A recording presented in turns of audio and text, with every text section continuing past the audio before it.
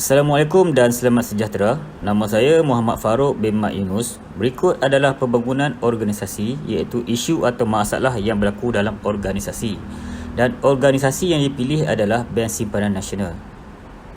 Terlebih dahulu saya memperkenalkan ahli kumpulan saya yang terdiri daripada saya, Muhammad Farouk bin Mat Yunus, nombor metrik 268422, Nurfasha binti Nordin 268779, Muhammad Syahafiq bin Amid 268474 dan akhir sekali Aminin binti Muhammad Razi 268854. Baik, kita pergi kepada pengenalan organisasi.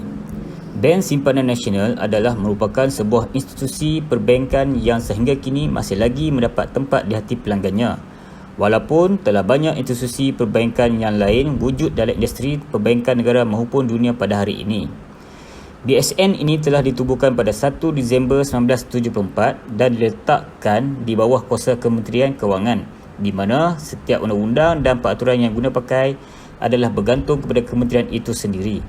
Sebagaimana institusi perbankan yang lainnya, BSN yang ini juga mempunyai objektif penubuhannya yang tersendiri, iaitu untuk mengambil alih semua tugas-tugas dan juga tanggungjawab yang dijalankan oleh Bank Simpanan Pejabat Pos sebelum ini. Misi utama BSN juga adalah hampir sama dengan misi utama institusi perbankan yang lain, iaitu untuk menggalakkan masyarakat terus menabung dan membuat pelaburan dalam kehidupan mereka. Bukan itu sahaja, penubuhan BSN ini juga bertujuan untuk membantu setiap lapisan masyarakat di Malaysia agar menjadi individu yang lebih bijak, terutamanya apabila melibatkan pengurusan kewangan.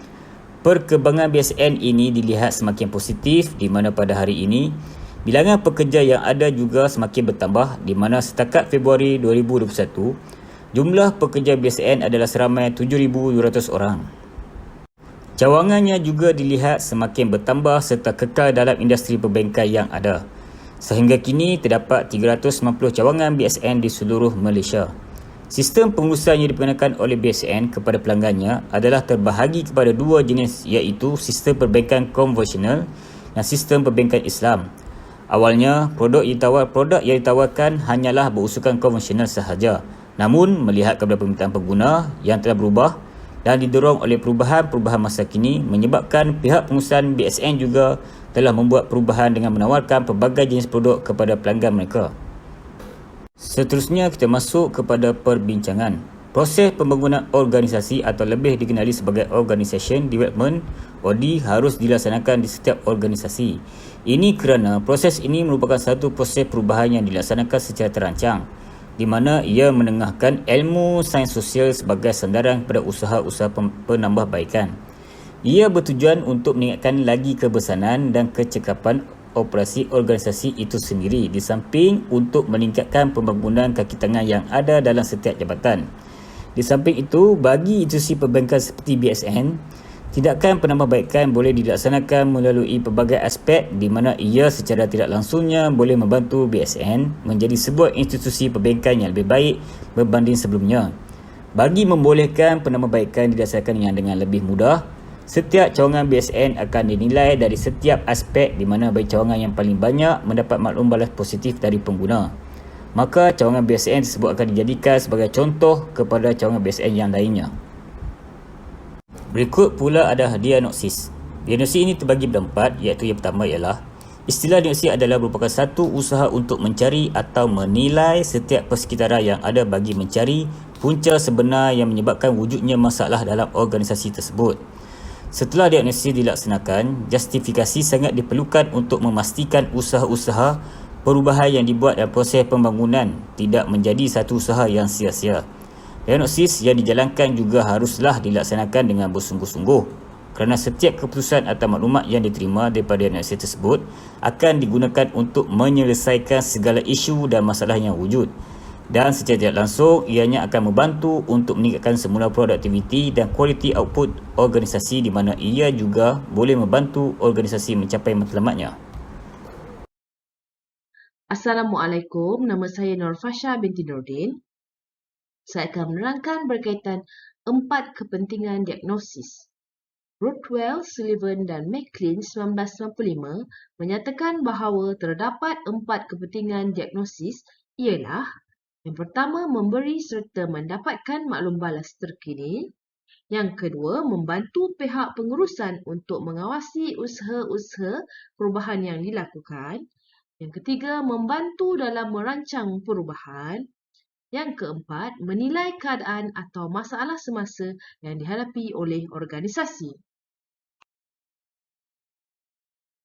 Seterusnya ialah 3 peringkat penilaian atau diagnosis. Peringkat diagnosis pertama ialah peringkat organisasi. Kemudian peringkat kumpulan dan yang ketiga ialah peringkat individu. Seterusnya ialah peringkat organisasi.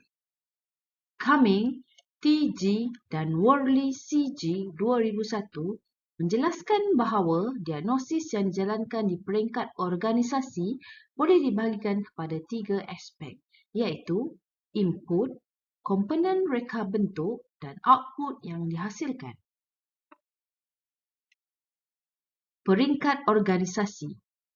Penilaian pada peringkat organisasi ini dilakukan dengan mengambil kira aspek input di mana ia boleh diklasifikasikan kepada 2 persekitaran utama, iaitu persekitaran umum dan persekitaran kerja semasa organisasi itu sendiri. Persekitaran umum yang dimaksudkan di sini adalah berkait rapat dengan politik, ekonomi, teknologi dan juga sosial. Bagi persekitaran kerja pula, ia terdiri daripada 5 jenis desakan di mana desakan-desakan ini boleh memberi impak yang besar kepada organisasi seperti Bank Simpanan Nasional. 5 jenis desakan yang memberi impak ialah yang pertama pelanggan, kedua pembekal, ketiga pesaing, keempat pengganti dan yang kelima ialah pendatang baru. Assalamualaikum, nama saya Aminin binti Muhammad Razi dan saya akan menerangkan tentang peringkat organisasi. Pertama, bagi membantu proses pengumpulan maklumat, maka 3 kaedah telah digunakan di mana ia telah menunjukkan dengan lebih jelas tentang aspek persekitaran kerja sebenar yang dilalui oleh BSN. Yang kedua, elemen yang dianggap penting dalam persekitaran kerja industri perbankan adalah tahap kepuasan pelanggan terhadap proses dan prosedur yang harus dilalui oleh mereka semasa berurusan dengan BSN. Yang keempat, merujuk kepada data yang telah dikumpulkan, kebanyakan pelanggan kurang berpuas hati dengan perkhidmatan yang disediakan oleh BSN. Dan yang keempat, terutamanya daripada aspek tempoh masa untuk menunggu bagi setiap proses, bilangan kaki tangan bertugas yang kurang dalam satu masa, tahap pengetahuan kaki tangan kaunter mengenai produk-produk yang ditawarkan oleh pihak bank.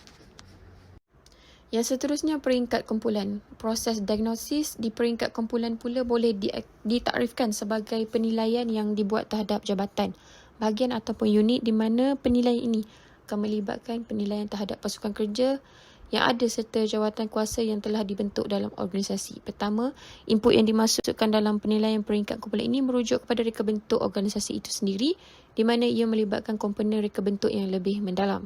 Kedua, antara komponen yang terlibat adalah kejelasan maklumat yang telah ditetapkan dalam organisasi, fungsi pasukan yang ada, norma kepimpinan yang diamalkan, komposisi pasukan dan struktur tugas dan tanggungjawab bagi setiap pekerja dalam pasukan. Yang ketiga, pihak pengurusan BSN telah menjalin hubungan kerjasama dengan ejen perubahan swasta di mana mereka telah dilantik untuk memeriksa beberapa laporan organisasi seperti laporan pentadbiran, laporan keterangan, laporan audit, carta organisasi dan sebagainya. Dan yang keempat, maklum balas daripada pelanggan adalah merupakan satu data yang sangat penting kepada organisasi. Bagi mendapatkan maklum balas ini, temu bual telah dijalankan antara ejen perubahan yang dilantik dengan pelanggan BSN itu sendiri. Dan yang seterusnya untuk peringkat individu. Pertama, pada peringkat individu pula, proses diagnosis yang dijalankan adalah merupakan satu proses yang melibatkan semua pekerja BSN tidak mengira pangkat ataupun kedudukan.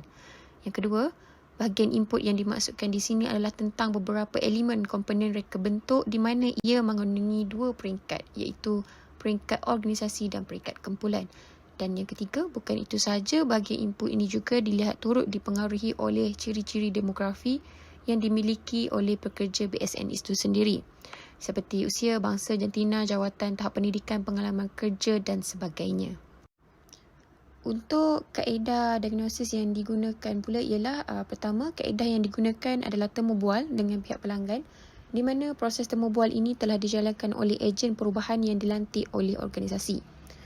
Yang kedua, selepas maklum balas diterima daripada pelanggan melalui temu bual ini, ejen perubahan akan mendapatkan data yang lebih terperinci dengan melihat semua jenis laporan dalam organisasi. Untuk kaedah ketiga, semua data dan maklumat yang telah dikumpulkan adalah penting untuk didiagnosis dan dianalisis oleh ejen perubahan dari pihak BSN. Dan kaedah keempat, dua kaedah yang digunakan untuk menganalisis data yang dikumpulkan sama ada melalui temu bual maupun laporan dalam organisasi, iaitu dengan menggunakan kaedah kualitatif dan kuantitatif. Kaedah kelima pula ialah ejen perubahan. Mereka perlu bijak dalam memilih kaedah yang lebih sesuai untuk menganalisis data di mana ini dapat mengelakkan hasil keputusan yang tidak dapat diperolehi sehingga boleh menyebabkan organisasi gagal mencapai matlamatnya. Kaedah keenam, kaedah pengumpulan data yang pelbagai, maka analisis data secara kualitatif akan digunakan untuk menganalisis data yang dikumpulkan daripada sesi temu bual, soal selidik dan pemeriksaan rekod-rekod arkib atau laporan dalam organisasi. Kaedah ketujuh, analisis secara kuantitatif pula, ia akan digunakan untuk menganalisis borang soal selidik yang telah diedarkan dijawab oleh para pelanggan. Kaedah terakhir iaitu kaedah ke-8, hasil dapatan daripada analisa yang telah dibuat terhadap maklumat-maklumat ini akan diimplementasikan secara terus dalam proses pembangunan BSN supaya matlamat yang telah ditetapkan oleh pihak pengurusannya, iaitu untuk meningkatkan lagi kepuasan pelanggan terhadap kualiti perkhidmatan dan kemudahan yang disediakan dapat dicapai. Assalamualaikum dan selamat sejahtera.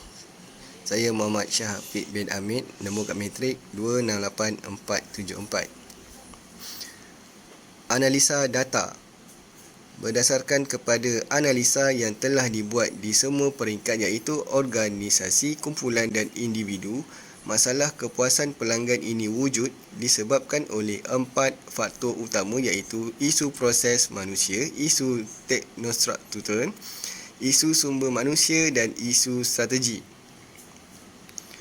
Masalah yang timbul ini adalah disebabkan oleh isu teknostruktural, di mana isu ini adalah merupakan satu isu yang berpunca daripada teknologi dan struktur organisasi itu sendiri.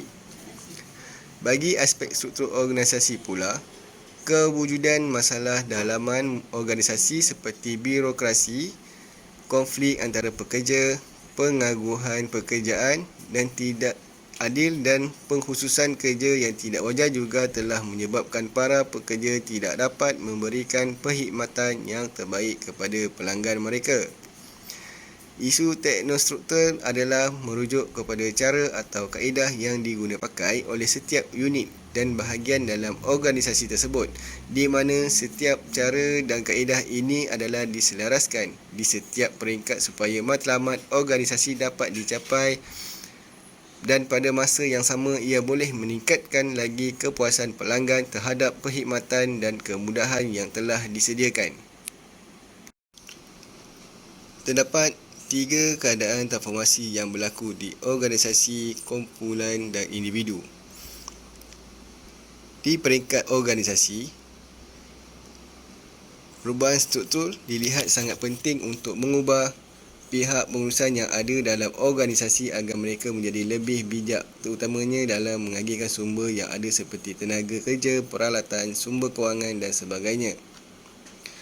Manakala perubahan sistem sumber manusia, sistem sumber manusia ialah merupakan teknik yang digunakan oleh pihak pengurusan untuk melantik pekerja yang bersesuaian dengan tugas yang bakal dipertanggungjawabkan kepada mereka dan teknik yang digunakan untuk mengekalkan kesetiaan pekerja terhadap organisasi. Manakala perubahan budaya organisasi, perubahan ini adalah merupakan perubahan terakhir yang boleh dilaksanakan dalam organisasi kerana ia memerlukan jangka masa yang panjang. Manakala peringkat kumpulan,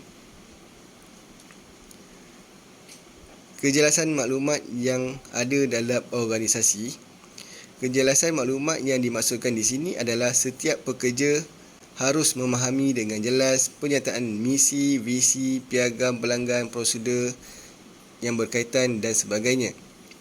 Manakala struktur tugasan dalam organisasi, sebagai seorang pekerja, mereka haruslah prihatin dengan setiap tugasan dan tanggungjawab yang telah diberikan kepada mereka. Ini kerana kefahaman yang lebih mendalam tentang tugas dan tanggungjawab inilah yang dapat membantu meningkatkan kepuasan pelanggan. Manakala fungsi setiap kumpulan, setiap organisasi akan membentuk beberapa kumpulan pekerja yang mana ini membolehkan pihak pengurusan menyusun tugas dan tanggungjawab mereka dengan baik bagi memastikan operasinya menjadi lebih lancar, dan ini menunjukkan bahawa sangat penting bagi seorang pekerja untuk bekerja secara berpasukan. Manakala di peringkat individu, kemahiran pekerja. Bagi organisasi, kemahiran pekerja dalam melaksanakan tugas mereka adalah merupakan satu aspek penting untuk sentiasa ditambah baik, kerana semakin tinggi pengetahuan dan kemahiran yang dimiliki oleh pekerja dalam organisasi, semakin berkualiti perkhidmatan yang diberikan kepada pelanggan organisasi. Identiti kerja. Bagi identiti kerja pula, setiap tugas yang diberikan kepada pekerja haruslah bersesuaian dengan pengetahuan dan kemahiran yang dimiliki oleh mereka agar mereka mempunyai minat untuk melaksanakan tugas yang telah diberikan. Seterusnya, cadangan, intervensi dan langkah melaksanakan. Langkah intervensi dilaksanakan untuk memecahkan kebuntuan yang telah menghalang organisasi untuk menjadi sebuah organisasi yang berkesan. Menurut Chami dan Boli tahun 2001, terdapat 6 syarat untuk menjadikan proses intervensi yang telah dirancang sebagai satu proses yang berkesan, iaitu kesediaan untuk berubah, kemampuan untuk berubah, konteks budaya, kemampuan ejen perubahan, jenis isu yang terdapat dalam organisasi dan tahap organisasi. Setelah perbincangan dijalankan antara pihak pengurusan dan ejen perubahan, kaedah intervensi yang akan digunakan untuk penambahbaikan organisasi adalah intervensi teknostruktural. Ini kerana masalah berkaitan ketidakpuasan pelanggan adalah berlaku disebabkan oleh kelemahan struktur dan teknologi yang digunakan oleh organisasi. Halangan terhadap perubahan. Walaupun sebelum ini beberapa langkah penambahbaikan telah dirancang oleh pihak pengurusan, namun ia masih tidak dilaksanakan sehingga kini menyebabkan masalah berkaitan dengan ketidakpuasan pelanggan ini semakin membebankan organisasi. Setelah pemerhatian dibuat, antara halangan yang menyebabkan proses penambahbaikan tidak dapat dilaksanakan adalah peruntukan kewangan, di mana sebagaimana yang kita tahu, setiap perubahan yang akan dilaksanakan dalam organisasi memerlukan bajet bagi menampung pelbagai aktiviti dan prosesnya. Kekangan lain lagi adalah berkaitan dengan teknologi yang digunakan, di mana pihak pengurusan tidak dapat menyediakan peralatan dan perisian komputer yang sesuai untuk memastikan sistem online dapat berfungsi dengan baik, terutamanya melibatkan mesin ATM dan CDM. Tindakan mengatasi masalah. Cadangan yang telah dikemukakan oleh ejen perubahan telah diterima dengan baik oleh pihak pengurusan BSN, dan mereka juga telah melakukan perubahan dalaman organisasi secara berperingkat. Perubahan ini juga dilaksanakan secara konsisten dan teratur bagi membolehkan penambahbaikan yang dilaksanakan ini memberi impak positif kepada organisasi.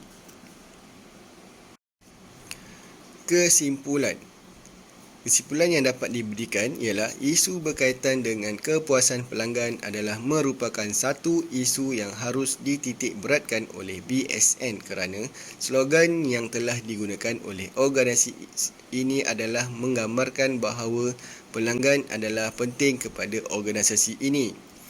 Sebagai institusi perbankan negara, adalah sangat penting bagi organisasi untuk melaksanakan penambahbaik dari semasa ke semasa supaya perkhidmatan dan kemudahan yang disediakan oleh organisasi adalah sesuai dengan keperluan semasa pelanggan. terutamanya di bahagian kaunter perkhidmatan pelanggan, memandangkan kebanyakan pelanggan yang menyatakan bahawa mereka tidak berpuas hati dengan perkhidmatan BSN adalah disebabkan oleh kegagalan pihak organisasi untuk memberikan perkhidmatan terbaik. Bahagian kaunter di mana didapati masalah bilangan pekerja yang tidak mencukupi untuk diletakkan di bahagian kaunter berlaku secara berterusan tanpa ditambah baik oleh pihak pengurusan. Sekian sahaja daripada kumpulan kami. Terima kasih.